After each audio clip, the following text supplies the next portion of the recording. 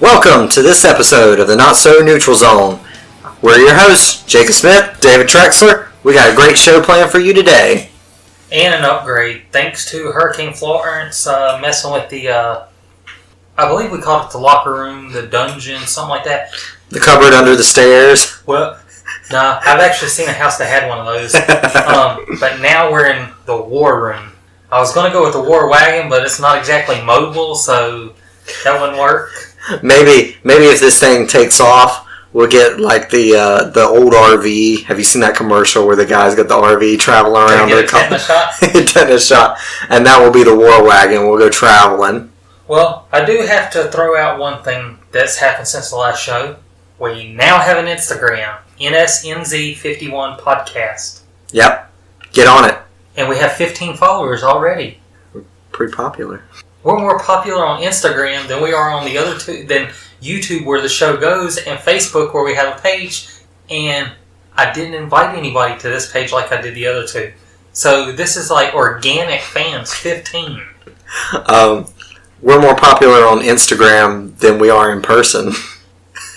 We need to get you an Instagram so you can actually tag the page when you're out, either going to, like you are Sunday, to see the Panthers play the Bengals, and I feel bad for you on that because you're going with your ladies' family, and they're Bengals fans, you're a Panther fan, so it's a little rough there. Yeah, if they start getting worked up, I don't know them.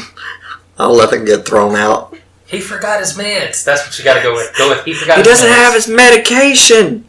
They'll throw us out and be like, "Well, go get him his medication." You stay there. You stay at the game. Go. I don't know those guys. You know him? No. But some crazy stuff's happened since the last show too. Besides the hurricane or the overhyped hurricane, I haven't seen something this overhyped come to North Carolina being that disappointing since Chris Winkie and Dan Morgan with the Panthers. Well, obviously our thoughts and prayers are with those at the coast. But definitely in this area, like the local Charlotte news station was playing a special on Hugo, 2 nights before the rain even started? And I think that just stirred up more panic than was necessary. We got a little bit of wind, and what was the final total? About 8-9 inches of rain, which is a sizable amount of rain. But we did have a decent amount of standing water in the locker room, so we didn't get. So I made the decision last Sunday to relocate and give us a different area, kind of a little more spacious, where if we decide not to record, we can go over and play a video game or something. Yep. But some crazy stuff's happened. We went from week 1 in NFL, of course everybody starts off undefeated and winless, to 9 undefeated teams and 10 undefeated teams after week 1. Not the usual cast members on the undefeated list either. Everybody who was undefeated after week 1 pretty much is still there. I mean, there's a few that dropped off. Carolina was one of them. Atlanta took itself off the winless list and got a win. Hard-fought game. Although neither team is the division leader. But what we got up is the Miami Dolphins are leading the AFC East undefeated. The Jaguars lead the South undefeated, 2-0. The Bengals, 2-0. Carolina gets a good game for them. They can knock them off. Kansas City and Denver are tied for first place in the West with undefeated.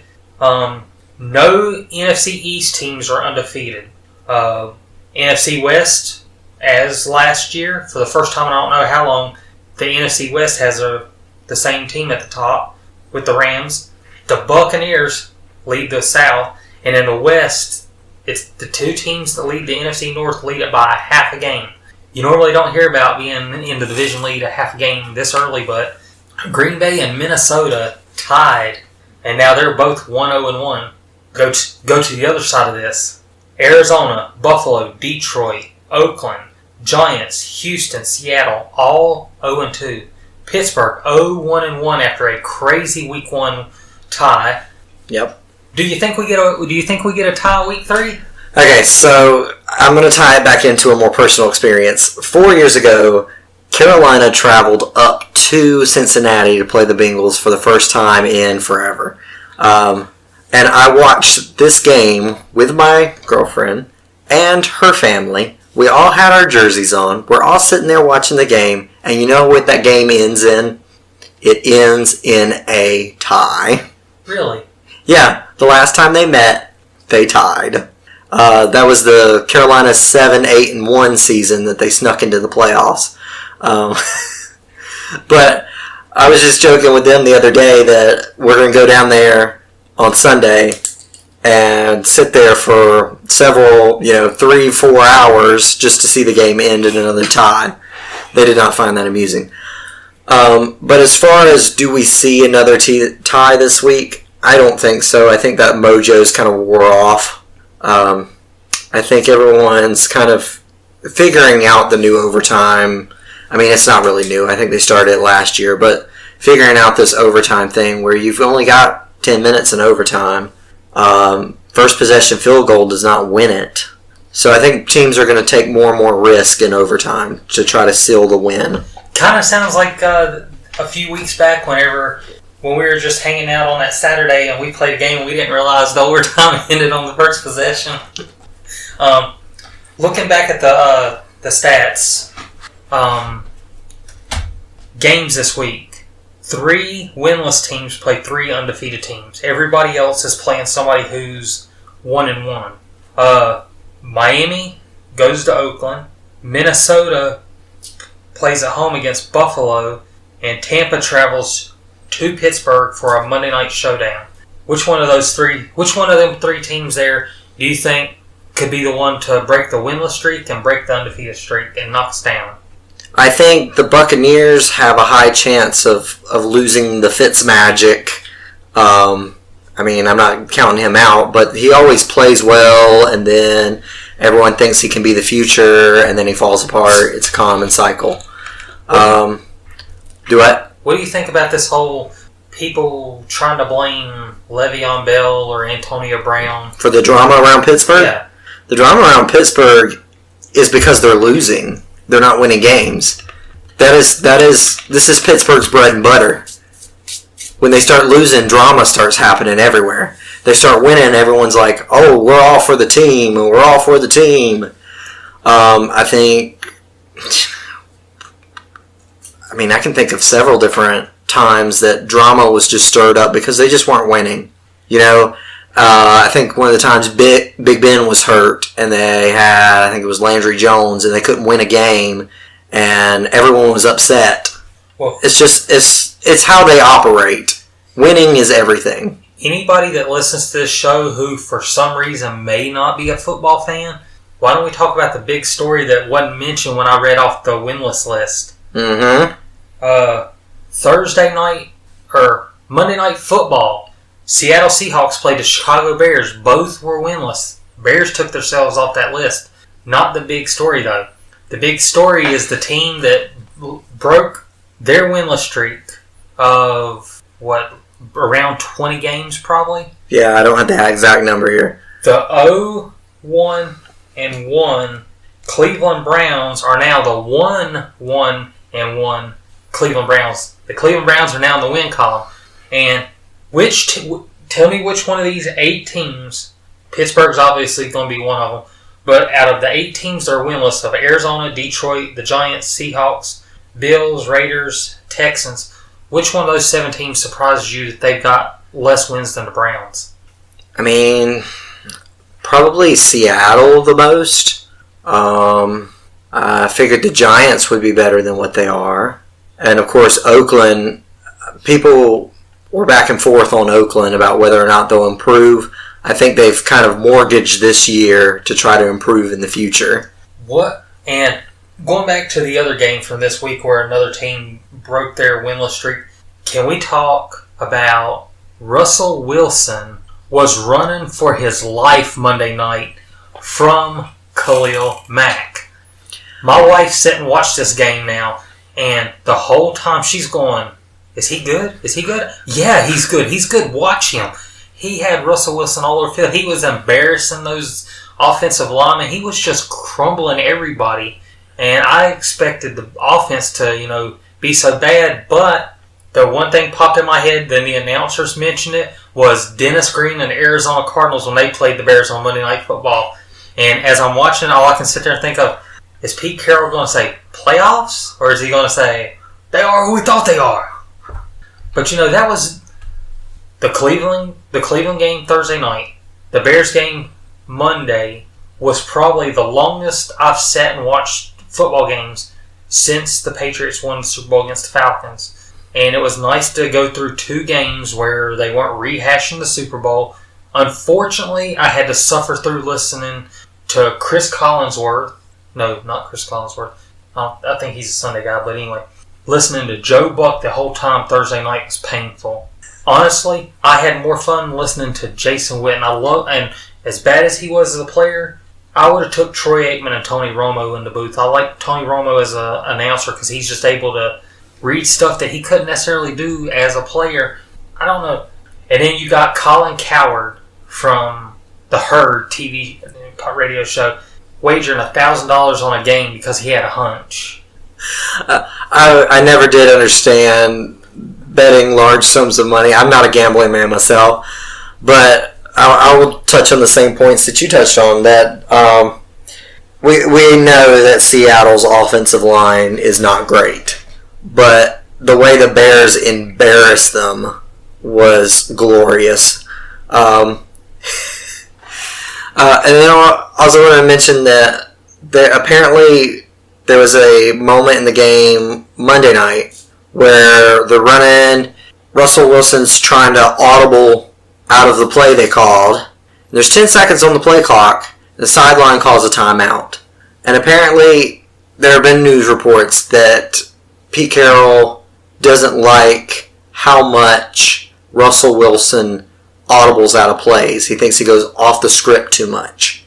Kind of like he had that good idea of passing the ball in the Super Bowl against the Patriots instead of letting Marshawn run it in. We know who the idiot is on the team that screws up the plays. His name is Pete Carroll, not Russell Wilson. If Russell would have had the ability to audible that play, we'd have been talking about the Patriots not having 5 rings. I think with someone like Russell Wilson, I think you got to give him the reins. You got to say, okay, I tell him, if I was a coach, I tell him, I said, I don't care if you audible, but it better work. I view Russell Wilson, yes, a lot of people see him differently than the pocket passers like your Brady, Manning, stereotypical one of those, but he is a smart guy. I would say, hand him the reins. Say, 2-minute drill, go get it.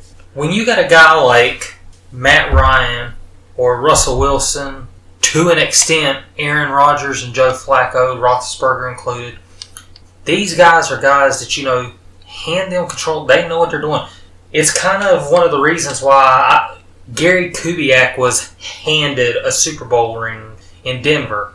The reason Tony Dungy, it was Dungy that coached the Colts in the Super Bowl against the Bears.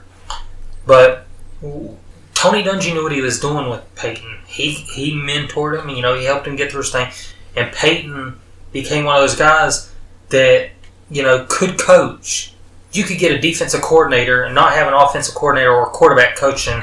Peyton Manning's team will be fine. That's why I feel like Peyton Manning is crazy to not come out and be a coach, because any team would hand him a good contract just to sit there or even just be an advisor to the quarterback coach or something. But speaking of quarterbacks, we do have to mention one guy. Now, anybody that listens to this show knows I'm a Virginia Tech guy. Mm-hmm. I'm more devoted to Virginia Tech than I am the Falcons. And if there's one thing I don't like, it is Heisman Trophy quarterbacks when they come into the NFL. When Tyrod Taylor went down Thursday night, I was like, oh, great, here we go with the old Johnny Manziel 2.0. Baker Mayfield in the game Thursday night looked way better than Johnny Manziel did in every game he played. He looked better than Tim Tebow. He's the only quarterback that I know this might not be a popular decision, but he's actually impressed me more than any of the Heisman Trophy quarterbacks from the last 10 years to come in the NFL, just because he stood over on the sideline, he did his job as backup, learned from Tyrod, stayed back, didn't try to go out there and demand a start like Manziel or Tebow. He didn't come out here with this, yourself. the way Cam Newton's personality was his first year, he didn't come out of here with like A.J. McCarron or one of these Alabama SEC quarterbacks. He came out, he even did better than Bradford, another one, a guy from the same school.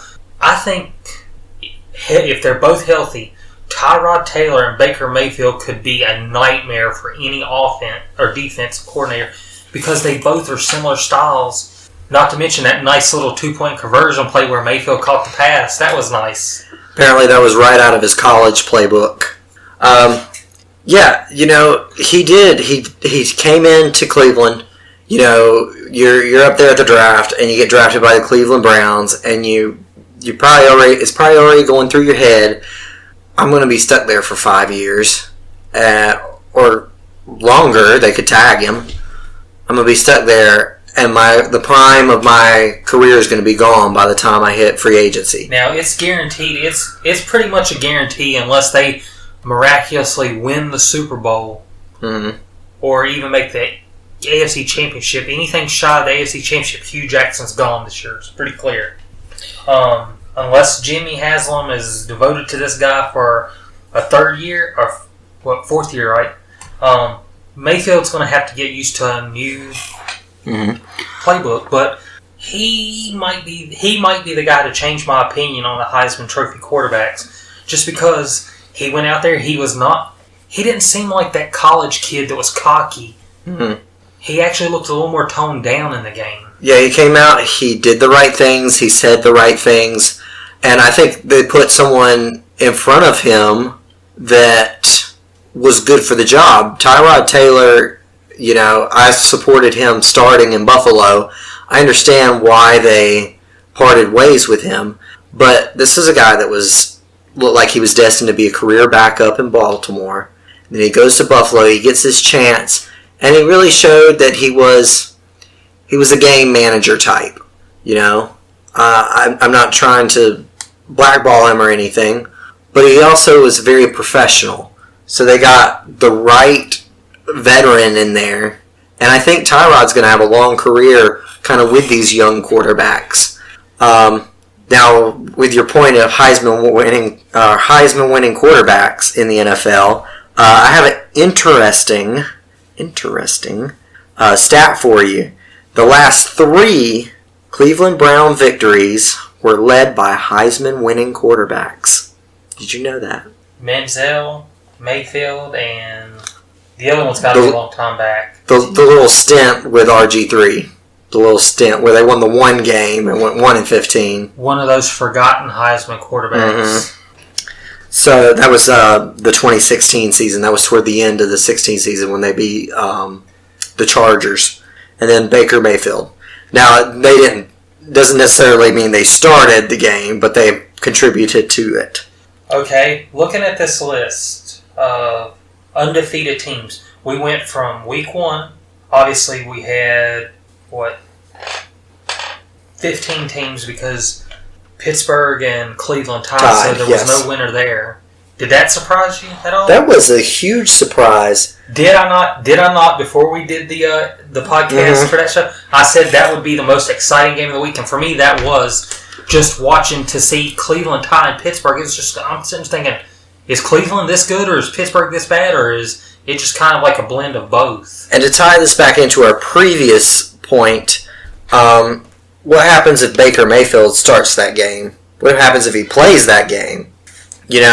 Pittsburgh turned the ball over, 6 times and didn't manage to lose? Could you imagine where Cleveland would be right now had Dez Bryant signed a contract? Yep. Remember, I said I'm expecting high things out of this Cleveland offense, and I don't know if you've got the stat pulled up over there at all, but I'm just curious to see how many points Cleveland's offense has put on the board this year versus, say, the Patriots. Because, how big would it be for this Cleveland team? Because we're seeing them, they're scoring, I think they're scoring on average 20, I think they've scored 21 points in 2 games, right? The first and third week? Or no, in both weeks I think they've scored 20 plus points. But to see a team that everybody, mocks, again, those are some devoted fans. Yeah, you have to give it to them. You cannot say that they are not devoted. How many Seahawks fans are on the fan base that were on the fan base when they were dominating the NFC West and the NFC and going to those Super Bowls? How many of those fans are still around? My favorite guy to wear a Seahawks jersey doesn't wear one anymore. He traded in the uniform for regular clothes now with Cam Chancellor. Alright, Cleveland has played 3 games, so it kind of skews this a little bit. But they have 60 points on the season, which is about 20 points per game, which is 20 points per game. Which for them is incredible considering I think last year they weren't scoring that much. The Patriots have played 2 and have 47 total points. So they're up there. So they're right on par with each other if you take this week's game out of the equation. Cleveland has allowed 59 points, which is just under 20 points per game, where the Patriots have allowed 51, which is about 20, which is 25 and a half per game. We went from 15 teams week 1 to 9 week 2. We went from 17 winless teams week 1 to the start of this week it was 9. Now it's 8. Who do you have on your list of teams to be the next undefeated team to fall and the next winless team to win? The next undefeated team to fall.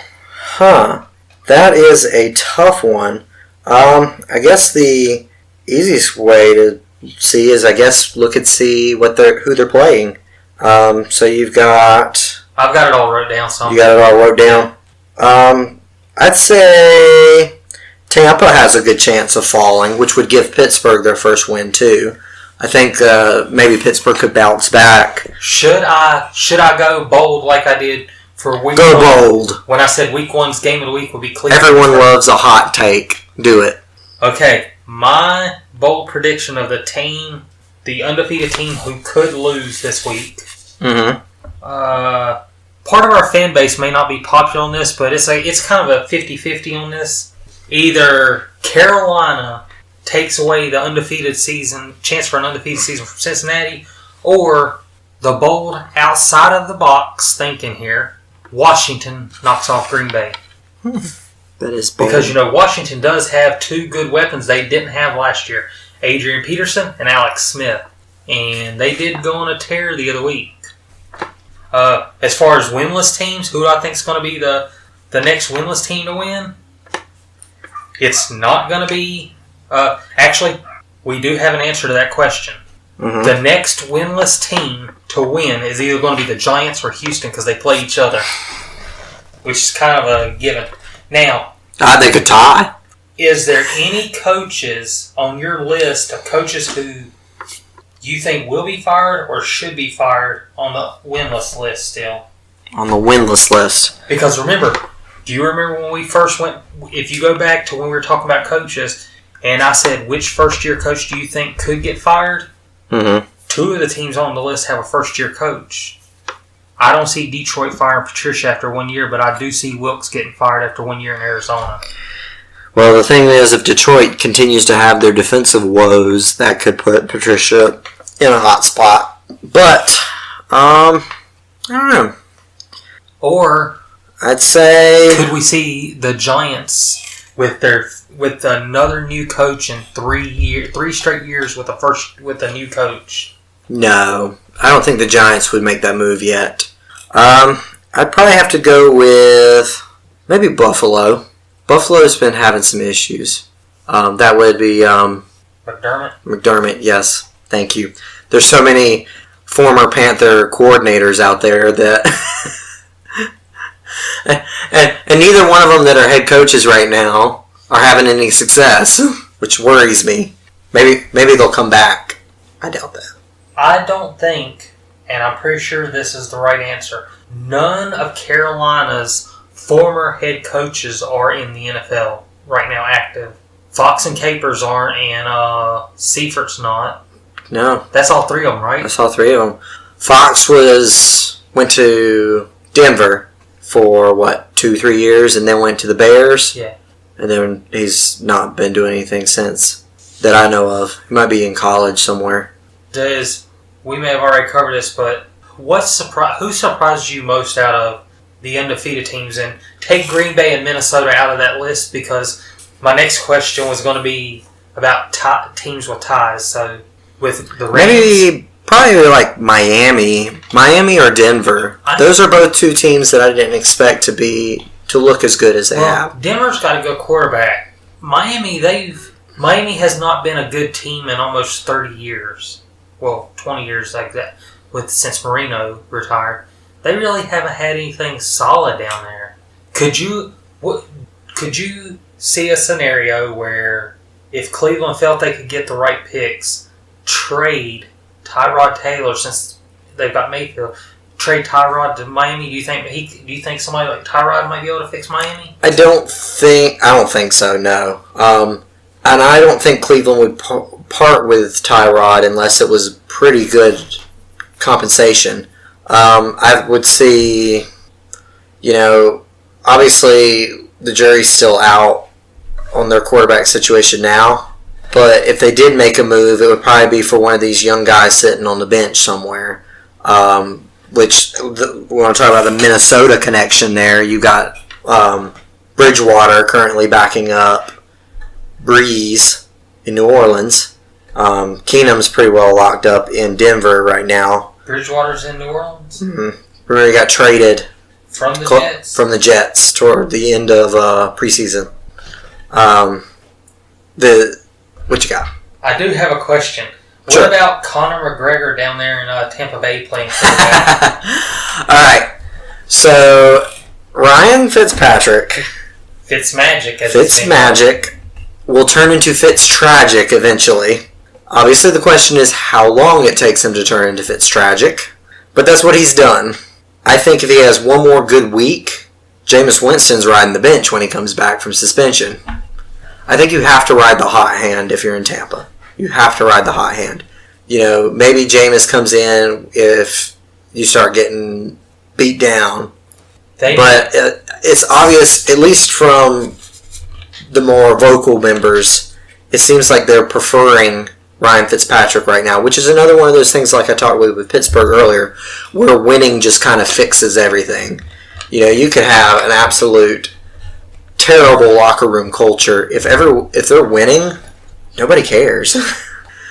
But we'll see when Winston comes back. I think Fitzpatrick could continue being good for a while. And that post-game interview in the press room was hilarious. He looked like, at first I thought it was Conor McGregor. It looked just like Conor McGregor. And he's sitting there, we got to stay humble. We got to remember who we are. And he's got like gold chains. Did you hear the question that was asked if any of that was his? And what he said was that none of it was his except for the chest hair. How big, with some of these teams, if you look at it, how big of an impact do you think the Greg Olsen situation is going to be for somebody like Carolina? I mean, I cringed whenever I was watching the Carolina game and Olsen went down and Kuechly went down. I was sitting there thinking, there goes Carolina's year. Yeah, Olsen, it's going to hurt not having Olsen. I think Ian Thomas is a good pickup in the draft, but he's a different type of tight end. He's more the receiving type. He's less of the blocking type. Olsen was one of those wily veterans. He could block really well. He was the thing that Carolina does a lot since they haven't had good offensive tackles in a long time, is use their tight ends to chip on the outside, and that's something Olsen did a lot. Now that you've mentioned him, I'm trying to think of some of the other teams, besides the quarterback, what other teams would really be hurt by the loss of a player. Now, on that note, one team, and we both talked to him in our fantasy league, our good buddy D'Angelo. Mm-hmm. If he's listening, we're name dropping you for a reason here. A lot of people are trying to hang the situation in Pittsburgh on Le'Veon Bell. Mm-hmm. But at the same time, how many years in a row can a player be happy with being franchised when you're gonna hang him around for like that when you know he can do what he can do? I'm going to pose this in kind of a different form for people listening. The thing that Le'Veon's upset about is not the amount of money he's being paid. A lot of people think that he's just all about getting paid more. He's getting paid a very handsome salary. If he would take the for this year. David, if you could go work a job where they would pay you $70,000, let's say $100,000 for 1 year, and if something happened in that job, the next deal you got would be for 3 or 4 years and a lot less money, like $30,000 a year, $20,000 a year. This is what Le'Veon Bell's afraid of. If he goes out there and plays under the franchise tag and gets hurt, and there's questions about if he can get healthy or not, teams are not going to bid on him as hotly in free agency. And that's what he's concerned about. The man has touched the football, I think, 400 plus times in the past 2 or 3 seasons. I can think of at least two times that franchise tagging a player and then not offering them a good contract bid a team. Carolina did it. Mm-hmm. They gave a ridiculous contract to Jordan Gross, their left tackle, and decided to franchise their best defensive lineman, Julius Peppers, who at the end of the franchise tag left and went to Chicago. The other team, Green Bay first, then Chicago. I thought it was the other way. He went to Chicago, then Green Bay. Pretty sure it was Green Bay because he went 90 to 56, which didn't look right. It doesn't make any sense. Yes. The other team I'm trying to think of, another guy that got franchised and then left. I mean, you got Cousins. That's a recent. I think this one was a little further. Now I know who it was. It was Carolina again, but I don't think it was an actual franchise tag. I think he requested a trade instead of the franchise, and that was Norman. Norman, yep. That's another time a team did that. They rescinded the franchise tag on him, which was an odd thing, too. No, I have not seen that done anywhere else, where they took away the franchise tag and let him hit the open market. And to me, Carolina's secondary has not been that good since he left. Carolina has had bad luck with the franchise tag. I think Greg Hardy was under the franchise tag when he had his incident. Who is now a mixed martial arts fighter. Yeah, I'm sure he's still crazy as hell. I was originally in his camp when all this came out. When all that came out, I was originally supporting Greg Hardy. And then he just kind of couldn't keep his mouth shut. If you have this kind of stuff going on, you immediately go on lockdown. You're not going out and hitting the clubs. You kind of keeping a low profile. And he wouldn't listen to any of that. And that's why he's out of the league. Okay, this is a pun, and I didn't intend it, but I was trying to think of something to transition. We're going to switch gears. Yep. And go from football to racing. Yep, a lot of stuff going on there, too. Jacob didn't do his homework. I did not do my homework. So, I don't get my challenge from him, which next show, I'll do my challenge from Jacob.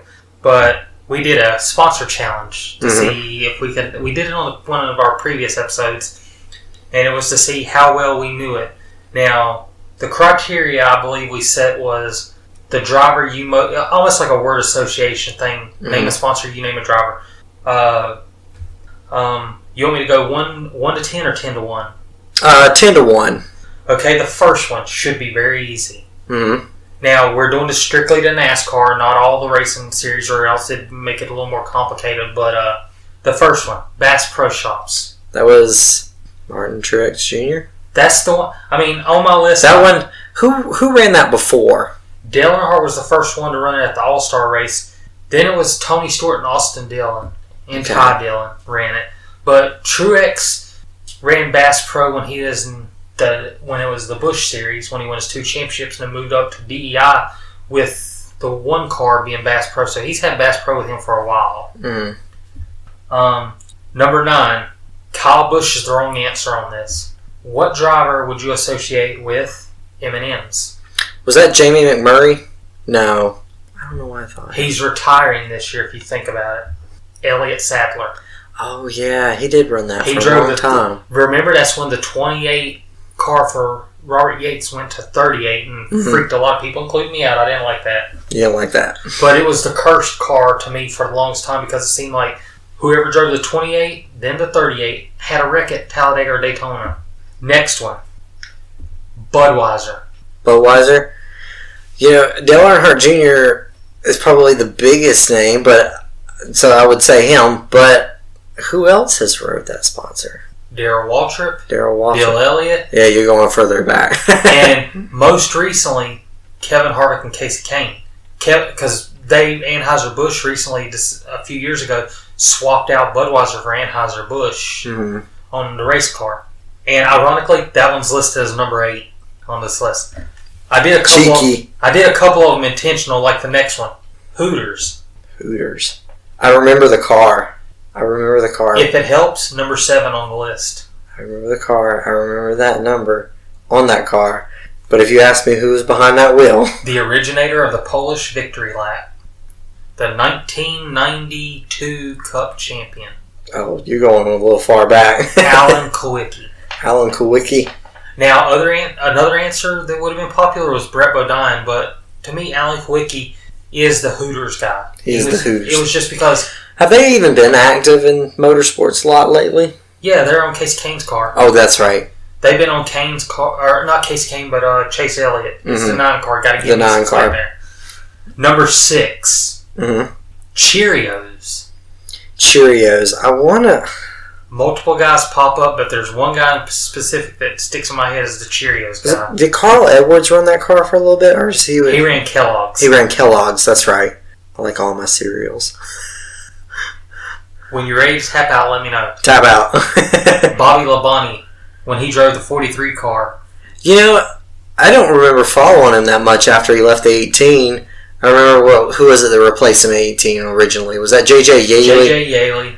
And he never really did much of anything. Interesting enough, I did think about this. Remember a while back when we were trying to think of the Richard Childress race and Clint Boyer, Casey Mears situation? Mm-hmm. When Casey Mears joined the team, they put him in the 07 instead of the 33 Cheerios car because he came from Hendrick Motorsports, where he was sponsored by Kellogg's, and Cheerios didn't want him in the car, but they went with Clint. They didn't want to cross that and just confuse everybody. Number 5. Kellogg's. That one was, let's see, you had Casey Mears. Get the obvious one. You had, You know it. I know it. It's on the tip of your tongue, isn't it? It is, but I don't. 2-time Cup champion, 84 and 96.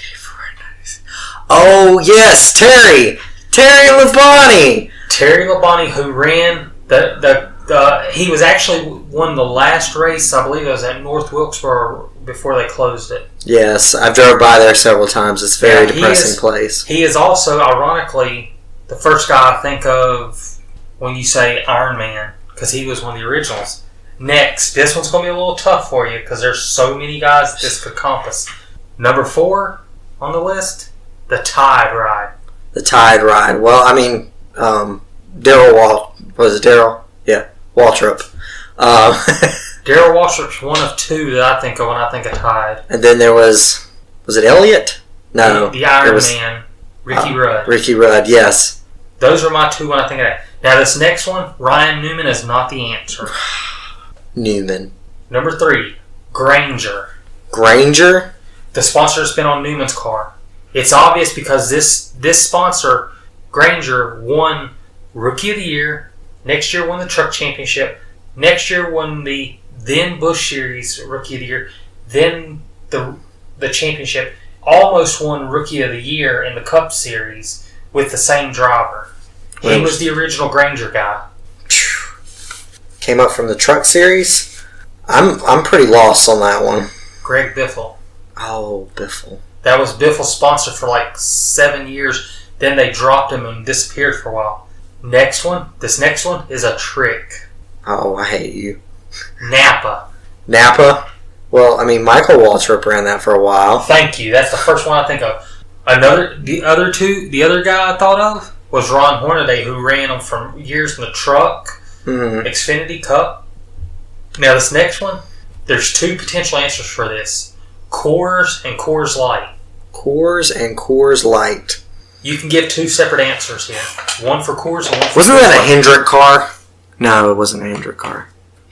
Coors Light did give Jamie McMurray his big break but in 2002, but it wasn't him. 2002 was the year Dodge offered any of their champions a brand new Dodge Viper, and $1 million if they won the championship. Nobody cashed it in until Brad Keselowski with Dodge, but Dodge had dropped the deal by then. Of course they would have.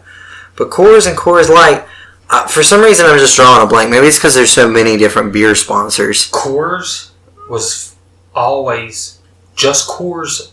The regular Coors. Yeah, the champagne of beers. Always sponsored him, and they sponsored him in a one-off race with Ganassi, and the 39 car was Bill Elliott.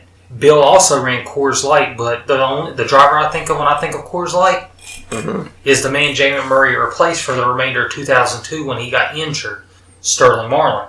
Oh yes, the silver car. That's the year Tony Stewart won his second championship, 2000, or actually his first championship, 2002.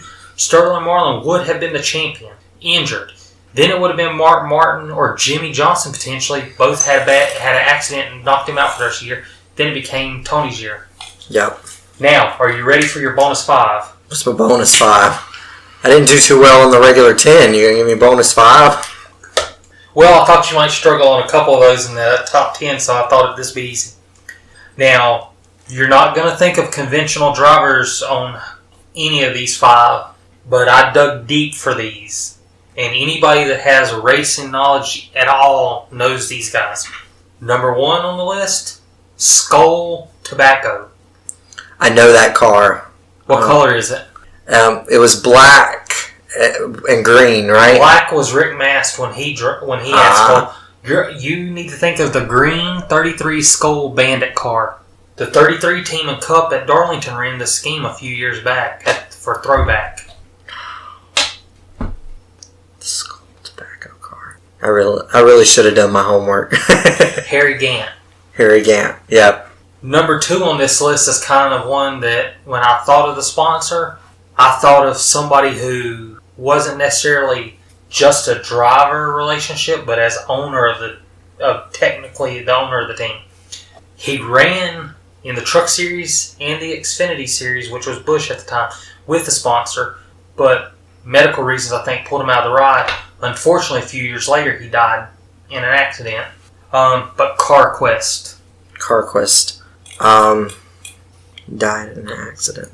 If you keep feeding me all these hints, and I can't remember. Okay, here's your lifeline to figure out who this is. Mm-hmm. He died in a plane crash near Martinsville, Virginia. Ironically, oh my God, why can't I remember it? Ricky Hendrick. Oh my. Next up on this list, AC Delco. Now AC Delco. Now remember, they won 3 championships in what's called the Xfinity Series when it was the Busch Series. One with Kevin Harvick, and this guy won them a couple down there. Multiple champions, and we just went through this list the other week. Think back to Darlington last year. Mm-hmm. This driver ran a throwback scheme to himself from that series in the Cup car. You know I can't remember back that far. By the way, he is one of 2 people that's on this list twice out of the 15 sponsors. He's on this list twice? Yep. I don't think I'm going to make it. Who was it? The correct answer was Dale Earnhardt Jr., 1998 and 99 champion. Now, Jacob, please, you have to get these last. I know, I'm kind of floundering here. Winn-Dixie grocery stores. Winn-Dixie. There was only one man had their sponsor on his car. Oh, was that Rudd? Nope. Oh, why did I say that? Oh! Probably the one retired NASCAR driver that is in better shape than the both of us. Oh, Martin. Martin.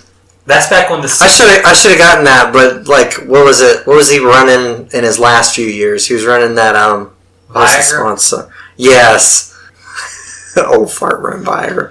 Yeah. What, he was in the 6, right? Yeah. Running that, yep. The last one I got for you is MBNA. MBNA. That car, I want to say Labonte ran that car for a little bit. Oh, really? Right off the mark. That's who it was, Bobby Labonte. I specifically chose I wrote down Bobby Labonte before I wrote down the sponsor because I wanted to find a sponsor because you're always talking about being a Labonte guy. I wanted to make sure you got one of his sponsors. Can you name 2 other sponsors he had? He had? We talked about... You're talking about during his time in the 18 or in the 43?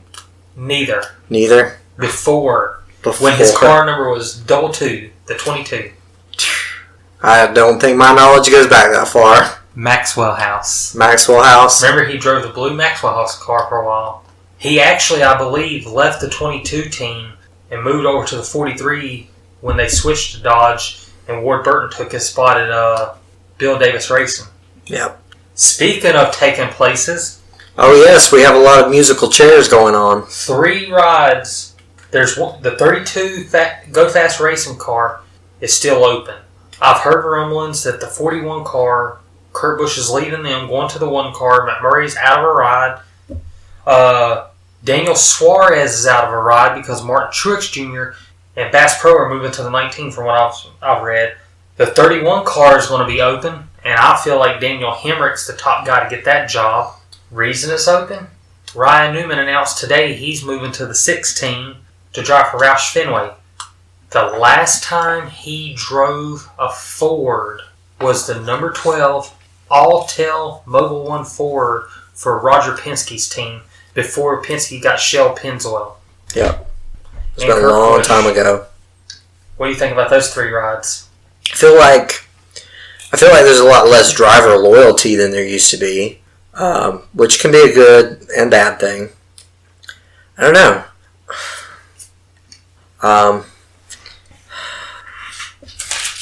There's just a lot of young drivers coming up, and then there's going to be a lot of experienced people floating around. You know, you have bigger names knocking middle names out of rides, and then now they're looking for rides. From what I understand, Chip Ganassi wants Jamie McMurray to take like an advisor role at Ganassi, and I don't think it would be a bad idea. I mean, some guys, to throw it back to a Tony Romo reference, some guys may not be the best guy to be in the seat, but you put him up on the spotter stand or put him coaching a driver. Like, I think McMurray's experience could help Kyle Larson settle down a little bit and stop trying to go for the win on lap 1 of any stage and try to relax a little bit and stop trying to push the car so hard like he and Kyle Busch did. You know, you want a mentor in your corner. I mean, yeah, it took him a couple years to get a win, but Chase Elliott's got one of the best mentors in racing. He's got Bill Elliott, a guy that always laid back. And to that extent, I got another question. We're going to talk about this before we recorded, but a lot of people are trying to speculate that Jimmy Johnson's going to retire after Homestead this year because he's doing a throwback to his rookie year, and all these guys over like Kenseth and Jr. did a throwback to their rookie years at Homestead. Tony Stewart did a special scheme at Homestead. Jeff Gordon did a special scheme at Homestead. These guys are doing special schemes at the last race of the year as like their last hoorah. But maybe Jimmy Johnson, if Jimmy Johnson is retired, maybe he's wanting to do like Junior did. I don't want a big hoo-ha. I want to just go out there and I want to run my last year. I don't want any fanfare, no flair. Tony Stewart even did it. He didn't want that. Tony Stewart's the one, not Junior. Tony Stewart didn't want any fuss from any of the tracks. They quietly presented him these gifts as, you know, thank you for what you did, and out the door. What do you think about this being Jimmy's last year? And if so, who do you think would be the potential replacement in the 48? Well, as far as potential replacements, I'm not really any good at predicting that. But my guess is Tyler Reddick. You'd say Tyler Reddick? I definitely think they'd go young. Now, Reddick's one of those guys who got, as I feel like he got screwed over because of Kyle Larson at Ganassi, because he was there. Reddick, Justin Marks shared the ride when Kyle Larson didn't want to run, as I felt, once he ran up his number of races. Reddick's a good kid, right? And he's done a decent job in the 9. Cole Custer's been rumored to be moving up to the 41 car, and that's one of those daddy bought his ride kind of theories with fans, but not to mention But anyway, back to who you think is going to replace the 48.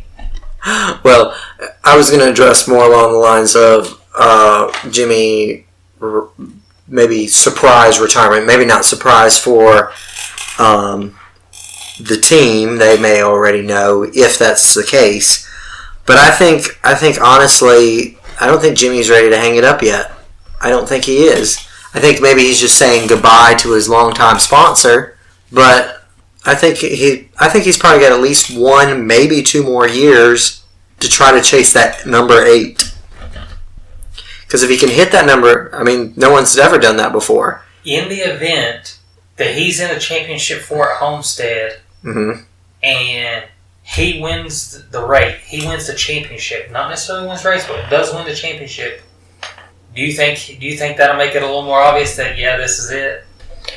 Kind of ride off into the sunset kind of thing. I could see him doing that. I got 8. I'm the best of all time. I'm done. I always make this allusion to the 48 team, Jimmy Johnson, Chad Knaus as and Rick Hendrick as Rick Hendrick being like Robert Kraft, Knaus being Bill Belichick, and Jimmy being Tom Brady. You got 2 guys, Brady and Jimmy Johnson, who, had they not got picked up by the 2 teams they did, they may not have been 2 of the greatest. They could have easily fizzled out and been nothing. And I mean, I remember whenever they said Jimmy Johnson was going to drive, I'm like, the guy who stunk it up in the '92 car in the Busch Series, this guy's going to be the guy that they pick. And then I sat back and I looked at it, and now this is somebody who's only 20 years old at the time, and I'm going, wait a minute, Jeff Gordon at the time was running for his in the progress of winning his 4th championship with Rick Hendrick, and I just took one of those step backs and said, okay, Jeff Gordon says he's good enough for the car. Maybe he is good. And then he just goes on this tear and does what nobody's ever done before and wins 4 straight championships. Then he makes it 5 straight. Mm-hmm. And, that's an incredible accomplishment in any sport. The only guy who has more consecutive championships than Jimmy Johnson, there may be a couple others I'm missing on this list, but the obvious is John Force with like 15 in a row, 16. But I honestly, if Jimmy Johnson was to decide at the end of this year, you know what, I'm done. It's kind of like a Peyton Manning thing. There's only one real thing left Jimmy's got to accomplish, and that's win that. Now he's never been if you take the playoffs out of the equation, Jimmy Johnson has never won a championship without the playoffs system in place. The only guy who's won a championship under multiple formats in the Cup Series is Tony Stewart. Mm-hmm. Yeah, Jimmy Johnson was so good at what he did that they changed the rules to try to get someone else to win. It was almost like every time he figured out the system, okay, let's change it. They got to change it now, yeah. Which felt kind of dirty on NASCAR's part, but I understand them trying to protect their heritage. But at the same time, this is going to be somebody's heritage in 20 years. They're going to look back and remember Jimmy Johnson as a great, along with Earnhardt, Petty. Well, I actually feel that Jimmy Johnson and Dale Earnhardt's 7 championships are worth more than Richard Petty's 7, because Richard Petty won his 7 back during the era where, if you, like, Richard Petty would not have 7, I don't feel would have 7 championships in this era now. No. Because he was running in an era where they were running 5-6 races a week. And he would be one of the few guys, because he had STP, that would be out there every single race. So he was able to go out there and blow away everybody on championships. And back then, too, they would take your mileage that you ran for the year in each race, and it was factored into your points for the race. Or your money total, how much money you won at the race, was factored in. So the championship wasn't as easily decided as it is now. Yeah. And I do have to congratulate one other person here. He may not be my favorite IndyCar driver, Scott Dixon, an unprecedented, or it's not been done in a while at least, 5 IndyCar titles, which breaks a tie between him and Jeff Gordon of 4 championships and moves him up a list that I've got looked at of most championships. obviously I don't see anybody breaking John Force's record in a long time. But Jimmy Johnson could tie the greatest top fuel drag racer of all time, Tony Schumacher, with 8 championships. And, you kind of have to look, and everybody, they cheated. Jimmy Johnson basically won the Daytona 500 with an assistant coach coaching him in the race with Darian Grubb, I think it was. So you kind of, maybe it was just Jimmy Johnson was in one of those situations he just wasn't in good equipment in the lower series. Maybe. I mean, Kyle Busch, I don't know if he was just, when he was at Roush, or not Roush, but when he was at Hendrick, he was more or less the small fish in that pond, and he just happened to move over to Gibbs, where he became the big fish, much to Denny Hamlin's dislike. Yeah, when he first moved over to Gibbs, they really didn't have a big fish. Hamlin was supposed to have been that guy, and... Yeah, because, I think Tony Stewart was there maybe 1 year with him. Maybe. I think. But when Tony left, it was like, okay, who's going to be our leader? Denny? Denny's not consistent enough. And then Kyle just goes out there and blows everybody away, and he done something for the team that Tony Stewart did twice, and Bobby Labonte did for him. He gave him a cup title. Mm-hmm. Which, to an extent, tells you that now it's kind of a surprise because everybody expected Christopher Bell to get one of the 4 cars at Gibbs next year. Truex takes that right away. Odd man out's Denny Hamlin. And I would see Joe Gibbs getting rid of him for Christopher Bell because, Denny just has this, I don't want to say smugness, but kind of a snarky attitude sometimes. And, he tries to come off as a good guy or a hard ass at the same time, but he just kind of blends. I haven't really been a big fan of his since he got that chip on his shoulder. And I guess the problem he's had is, they focus too much on the young guys. Mm-hmm. But at the same time, it's kind of like looking at an NFL contract. If you would quit commanding so much money in a contract, it might produce some longevity if you're not asking for ridiculous amounts of money every time a contract comes over. Especially when these young guys, like Chase Elliott with Napa, or I'm running out of guys to think of here, but some guys bring sponsors with them. Eric Almirola. I feel like Eric Almirola is only in the 10 car because Smithfield wants him in a car. Yeah. Whereas versus a guy like Kyle Busch, who you could give him any sponsor in the world, and I think that guy could go out there and run it. He could get that sponsor exposure. Just that's how good he is. But at the same time, it makes me wonder. I've seen reports that Nationwide wants to leave the 88 and move over to the 48 and sponsor Jimmy. Why would they want to do that? Their marketability went down from last year when they had Junior to having Alex Bowman. Not knocking Bowman's driving ability or nothing, but he just doesn't. To me, he doesn't have that marketability of. From a business standpoint, it's imperative. If they're still spending lots of money on the car, you want that car in front of people's eyes. You don't want it running mid-pack. Even though that's giving him valuable experience, you don't want your car mid-pack. And one guy that I have to give credit to, even though they said because his team is basically a satellite team of RCR, is Ty Dillon. Everybody says, he's only got his ride because of Grandpa. But he has refused wanting to move over to RCR because he wants to stay in the 13 team because he does not want to run for Grandpa's team. He wants to run on his own, kind of like Jeffrey Earnhardt's done. Jeffrey Earnhardt could have easily, Junior could have said, Rick, I think this guy right here should be the guy to replace me, my nephew. He didn't play the family card and try to get a ride. And I think some of these young guys are starting to see that. But if you can bring a sponsor with you, if that sponsor is going to run with you like Lowe's has with Jimmy Johnson, they've been on his car. I don't think I remember them not being on his car in some way, shape, or form. Even the paint scheme. They have a sponsor on there. They help him promote his foundation. Who's so it's who can bring the sponsor dollars? Justin Allgaier, he's got a guaranteed sponsor. I can't think of the other guy's name. Michael Lynette's got a guaranteed sponsor and pilot. So it's just who can bring a sponsor with them, who's going to get a ride. You kind of hate to look at like Suarez got bumped for Truex. Rightfully so. This guy's a champion. The guy can run consistent week in and week out. He's not running mid-pack. He's not running right outside of the top 10. He's in the top 10. He's winning races. He's won a championship. And not to mention, guy that owns Bass Pro loves him some Truex. Yeah, it's kind of... I don't want people to take it the way that we're saying that sponsors... that if you don't have a sponsor, you're not going to get a ride, or you have to basically buy your ride by bringing a sponsor. It does help.